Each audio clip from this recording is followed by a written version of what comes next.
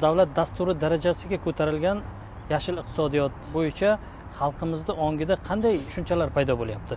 Umuman yashil iqtisodiyot bizga kelajakda va ertangi kunda qanday yutuqlarni olib keladi va qanday muammolarni oldini olishga xizmat qiladi?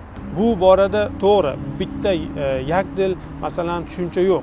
Ba'zi aholi qatlami yashil iqtisodiyot deganda balkim oddiygina o'sha daraxt ekish bilan yoki ko'kalamzorlashtirish bilan tushunishi mumkin. Lekin davlat dasturida agar e'tibor beradigan bo'lsak, yashil iqtisodiyot deganda butun boshli kompleks tizimni joriy qilishga e'tibor berilayotganligini ko'rishimiz mumkin.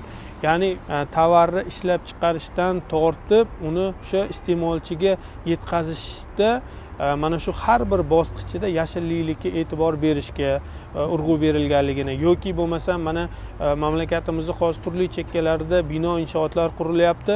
Mana shu jarayonda ham hattoki qurilish obyektlarida ham yashillikka e'tibor va talab davlat dasturida belgilanganligini ko'rishimiz mumkin. O'sha ishlatiladigan bino qurishda ishlatiladigan mahsulotlarni ishlab chiqarish bu bitta masala yoki binolarni qurishda ishlatilayotgan mahsulotlarni o'sha yorug'likni o'tkazuvchanligi yoki ekologiyaga qanchalik zararli yoki zararli emasligidan kelib chiqib mazkur masalaga tizimli yondashuv joriy qilinayotganligini ko'rishimiz mumkin va e'tibor qaratadigan bo'lsak, bu jarayonda faqatgina talablar emas, balkim aynan mana shu yashil iqtisodiyotni turli sohalarda joriy qilish uchun rag'batlantirish holatlari ham, rag'batlantirish tashabbuslari ham ilgari surilayotganligini davlat dasturida ko'rishimiz mumkin.